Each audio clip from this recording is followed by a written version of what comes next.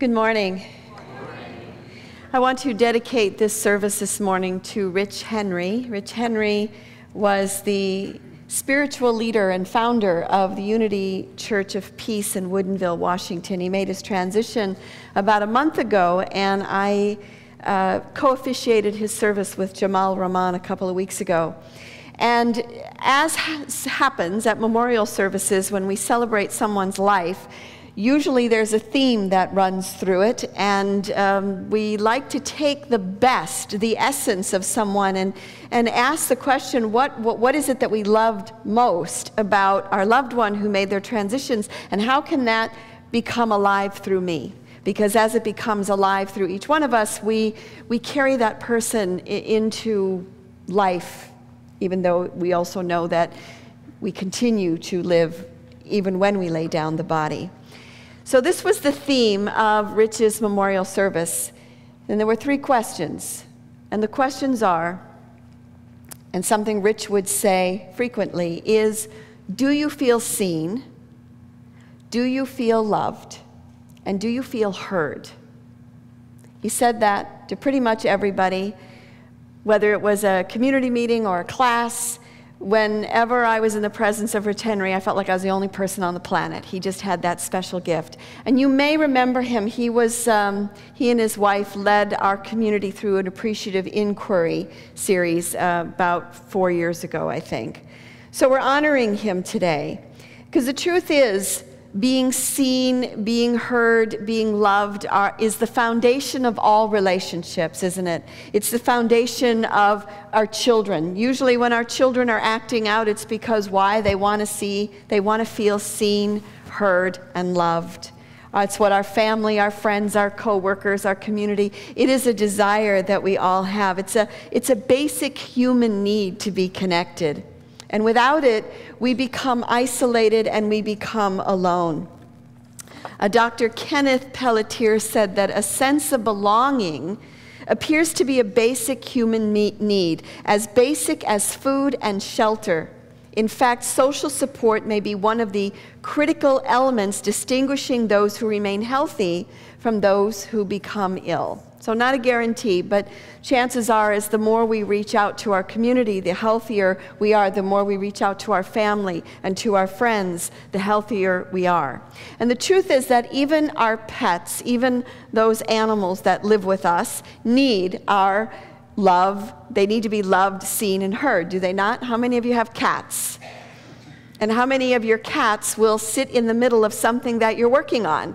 Like come sit on the desk and sit in the middle of all the papers, or lay across the keyboard of your computer. You know, yesterday when I was working on my sermon, my cat Hari came walking in, and it's like, yeah, Hari, and he's like, no, and he just kept coming up to me and snuggling until finally I just held him and, you know, kissed him and cooed him, and then he was fine and went off. How many of you have dogs? And the dogs need to be seen, heard, and loved. How many of your dogs come at you with their squeaky toys, you know, when you're trying to do something, or they want to go for a walk, or they want to play?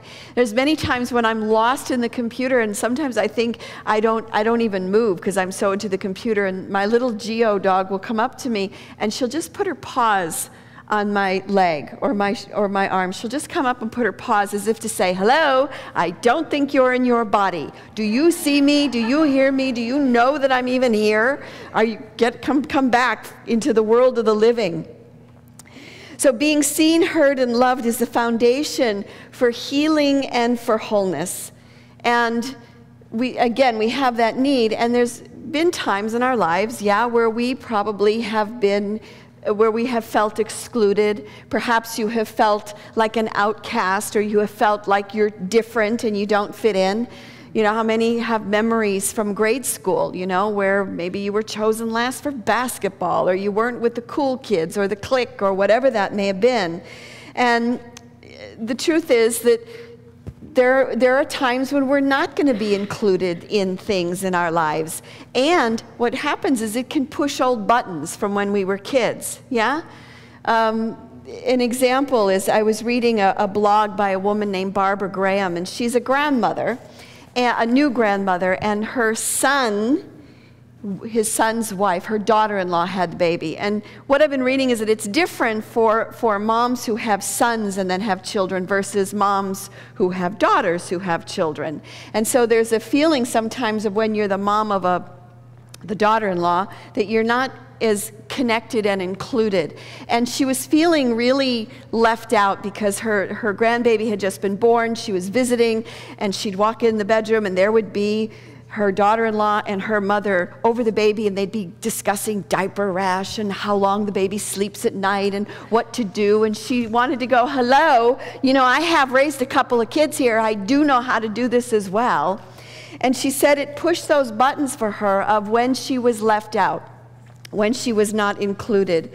And she said, my daughter-in-law's reliance on her mother, she finally realized, is not a rejection of me. As the primary caretaker of the baby, it is natural for her to seek refuge in her greatest comfort zone, her own mother.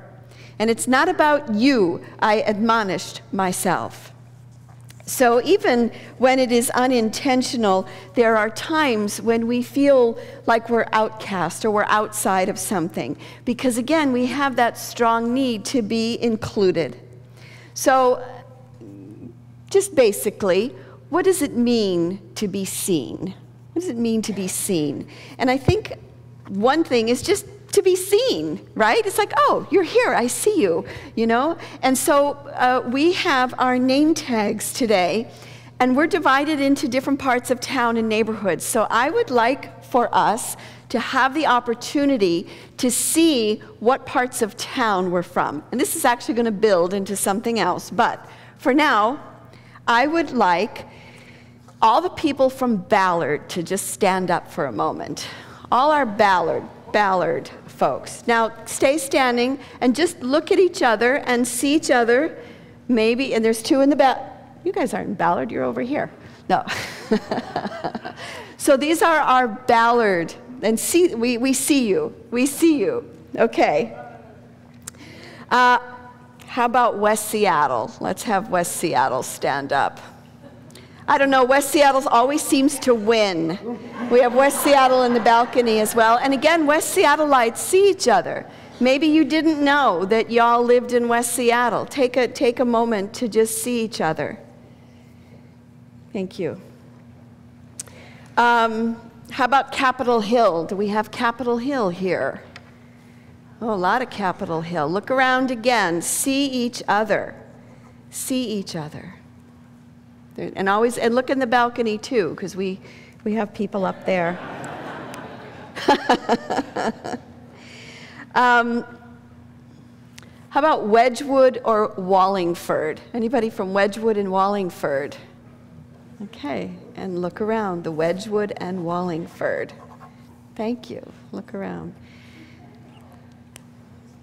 And we're going to go through more neighborhoods than that, but this is just like a basic being seen, right? It's like, oh yeah, I didn't know you were from my neighborhood. It's like there's a connection there and a being seen. So being seen, heard, and loved is crucial to us. It's also a foundation for healing.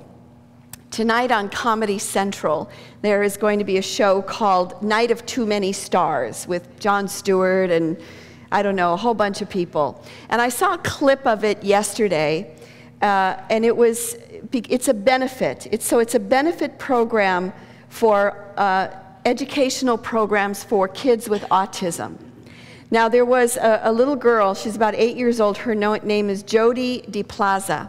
And her parents, when she was diagnosed with autism, had the resources to, you know, send her to special schools and tutors and all these things, and taught her to talk, and she had an interest in music. So they brought her to the piano, and they helped her learn the piano and singing. She's actually studying piano and music at the college in New York. However, last night, or tonight, I guess it's tonight, I saw the clip, it's already been filmed, it's on tonight. They had her come out and she played the piano, and she played her favorite song by her favorite artist. And her favorite song is Firework by Katy Perry. And she was playing it perfectly, she was singing it perfectly, And, no big surprise, who walks out on stage but Katy Perry. And Katy Perry and this little girl sang a duet of Firework. And it was so amazing, and it was so wonderful, and it was so beautiful. They did a little back and forth thing that at the end, they both stood up, and the audience there was a standing ovation. They all just stood up and surrounded them with love. And they just, the little girl just held on to Katy Perry. It was so sweet. And it's an example of being seen, heard, and loved. We begin with our families, with seeing and hearing and loving our children and embracing them and nurturing them. And then it can move out into the wider world as it does on Comedy Central. So we like to be seen. And sometimes we're invisible, yeah? Especially in a culture where we worship youth and beauty. We really do. We really honor and worship youth and beauty. And as we age, particularly, we can become more and more invisible. Anybody notice that? Yeah. And it's one of the reasons that I like English films, because the people in the English films look like people. They're not like perfect. And they're not that Hollywood perfect. I was saying that I was at Disneyland a couple years ago, and you always see like the parents and the kids and the grandparents, you see generations, and I look around and I go, this is what we look like. We look like people. We don't look like the people that we see on television who are depicting people. In fact, sometimes a book won't translate over to the big screen because the characters are so perfect. And I was thinking specifically of the movie and the book, The Help, because I love that book. But the main character, one of the main characters was supposed to be, kind of lanky and unattractive and didn't really fit in, and she's just a little weird, never had a boyfriend. And then they had Emma Stone play the main character, and it's like, no, the movie just didn't make sense to me when I was watching it, because they had this perfect body and this perfect face play a character who was supposed to not be perfect. So we find that we can start to become invisible during different stages of our lives. And I was having dinner with my niece, who's in her 20s, in Chicago a couple years ago. She's in her early 20s, she's gorgeous. And we went out for sushi, and we walked in the restaurant, and I noticed there was sort of a hush fell over the restaurant, and everybody was staring at us and watching us, and I'm thinking, hey, I must look pretty good today. And then I realized, oh, they're looking at my niece, they're looking at Lauren. Reg Williams, who's a writer of the Archives of Psychiatric Nursing, said the more social support that we receive and the more sense of belonging people have, the lower the depressive symptoms that they have. So there have been studies done that the more friends we have, the more connections we have, the more people in our lives, the less chance we will be like drowned by depression. Now the thing is, with depression, sometimes you want to go hide and you don't want to return phone calls and you don't want to be seen. And yet the truth is that reaching out to our friends and reaching out to our community is helpful in that. In this study, it was interesting that said that actually spouses weren't necessarily helpful in situations of depression, because they either say, get over it, or whatever. So it's interesting that we need our communities. So that said, let's see a little more of ours. Let's see more neighborhoods. So how about Shoreline? Let's see Shoreline, the people from Shoreline. And Northgate. Let's have Shoreline and Northgate. If anybody's from Northgate, stand up. Look around and see each other. See each other. Make that connection. Done. There's Gail up there waving her arms. Thank you. How about Queen Anne? Anybody here from Queen Anne? Check out your Queen Anne neighbors. Phinney Ridge. Let's see Phinney Ridge. Anybody from Phinney Ridge? 2, 3. She's kind of Green Lake and Phinney Ridge, aren't you? Yes. All right. Being seen. Truthfully, there's times in our lives when we will be invisible, times perhaps when we will feel left out and alone, where there isn't another person or a community or a family member to go to. And the truth is, there is always one who sees you. There's always one who is with you, and that is the divine presence, yeah? The Spirit of God. There is nowhere we can be where God is not. And, you know, we say that we follow in the footsteps of Jesus, we follow in the footsteps of Buddha and all of our teachers. And, you know, the truth is that when Jesus was about to be crucified, everybody ditched him. You know, the disciples got drunk and fell asleep, and no one was with him. And in the Garden of Gethsemane, he had God, and he poured his heart out to Spirit, asking, you know, what is your will for me? So even in those darkest moments, when we have no one, we have the Spirit of God. So one of my questions to you this morning is, are there people in your life right now that you need to see and to hear and to love?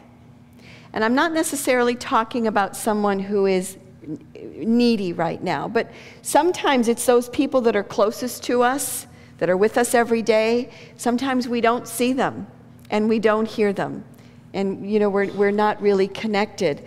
So how can we reach out and love those who are with us, see them and hear them? I was in Idaho last weekend with my daughter Caroline, and her birthday is on Wednesday. So I took her to dinner, I bought her a gift. That's all well and good. And you know, I'm a little sad that I'm not used to having a grown child yet. I'm used to having them around for their birthday. And I thought, you know, I did give her a gift, I took her to dinner, I acknowledged her birthday, but her birthday is Wednesday. What can I do? And so I started thinking about, does she feel seen? Does she feel heard? Does she feel loved? And so I wrote her a note that basically said that when she was born with her eyes open. And she has lived with her eyes open ever since that day, because she sees behind what's going on. She sees into people. And when she was born, I wrote in the letter that there's this sweetness that filled the room, and it's a sweetness that still she carries with her right now. Her name means woman of power. Caroline means woman of power, and she is that. She is a very strong and loyal and beautiful woman. So rather than just think that, as of course I always and normally do, I put it in a letter to her so that she'll get it on her birthday. And the best gift I can give her is to be seen, heard, and loved. So who can you give that gift to? And if we had time, I would have passed out paper and said, okay, now write a letter right now, this moment, to someone whom you love and whom you see and who you hear. So we have opportunities here to be seen, loved, and heard, many. We have a photo directory that Cindy McComish and the crew are putting together, and it's a way to see yourselves visually. We're having the meeting in the fellowship hall, the second one. If you went to the last one, you don't have to come to this one, which is the conversation about what are we doing and how do we fit into South Lake Union, as Scott had said. We have a Halloween party on Saturday night. It's a way to have fun and connect in community. But also, we're going to start in 2 weeks spiritual connection groups or home groups. Now, we've had home groups before in the past. And basically what it is a way to meet people in your neighborhood and to study together, to see each other, to hear each other. We're going to be studying the book Emergence by Barbara Marx Hubbard. Emergence is about moving from an ego-centered life to a spirit-based life. Barbara Marx Hubbard believes that we are in the embryonic stage of awakening. And the way we know that we're in the embryonic stage of awakening is we have spiritual experiences. We know that there's something more to this world than just meets the eye. How many have had a spiritual experience? It's the process of emerging. It's the process of awakening. So I'm going to invite you to join in your neighborhood in a home group. It'll be a 6-week long book, and we culminate with December 22nd, right? December 22nd, the end of the Mayan calendar. It is called the shift. It is, you know, the moment, whether it's real or metaphysical, of the shifting in awareness of the fact that we are evolving humans. And we are going to have a an event here on December 22nd from 12 to 3. It'll be me and Raimi and Sada Simran. We will have chanting and meditation, a ritual to mark this day, and group work. So the study group, the home group, will lead to that moment, so we have that celebration together. So the way that, and also if you don't want to do a home group, but you would like to be in a group, Raimi and Dee Dee are going to be hosting, facilitating a group on Monday nights in the chapel, and you can sign up for that in the lobby.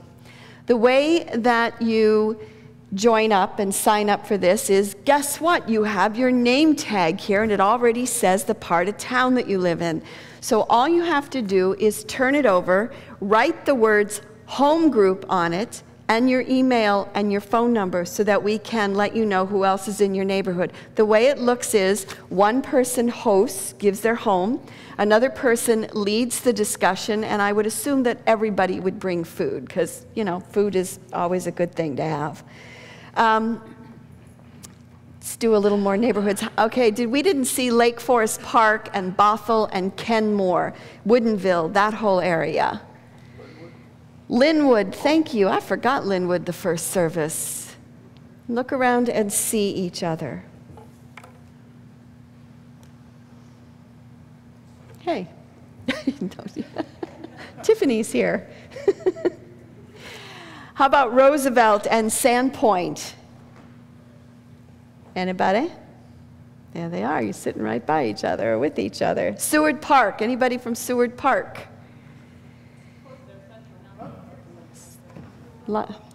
Carl, where do you live? Des Moines. Anybody in Des Moines, the South End, Kent, Federal Way? There we go. Did I say Lake City yet?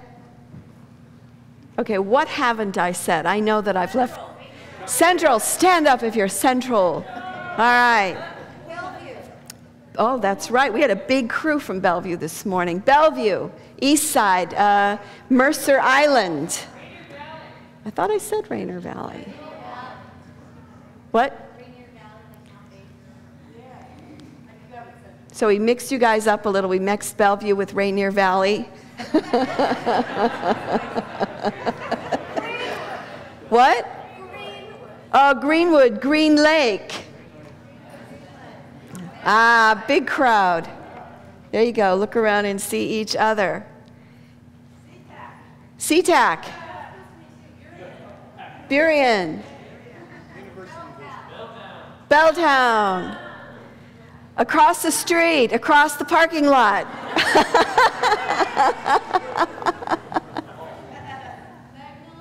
Magnolia. Stand up if you're Magnolia. Let's see the Magnolia group right there. Look around. Who else? South Lake, Bitter Lake. Bitter Lake. They have a beautiful house on the lake. I've been there. Look around. See? Bitter Lake. South Lake Union. That's our neighborhood. You could walk here. All right. South Lake Union. Anything? The U District? Do we do the U District? Okay. Did I leave anybody out? Fremont. Don't want... Madrona. Ira is from Madrona. So this is a step in seeing each other. So you've kind of gotten a picture of who's in your neighborhood. I invite you to, again, fill out your thing and say home group and your name and your phone number. And even if you're not interested in home group, if you would like to be on the e-news and have us have your information, please fill out just your email and phone number on that so we can connect with you. And the book Emergence can be found in the bookstore, by the way. It's a great book. So being seen, heard, and loved is the foundation for wholeness, for healing, for working with depression, and even our pets need to be seen, heard, and loved. Whether it's our cat sitting on our papers and our computer keyboard, or whether it's our dog getting a squeaky toy, they need that from us. Our children, our spouses, our friends, our family, we all need to be seen, heard, and loved. particularly those closest to us. So to Rich Henry, I say, thank you. And he would ask you, do you feel seen? Do you feel heard? And do you feel loved?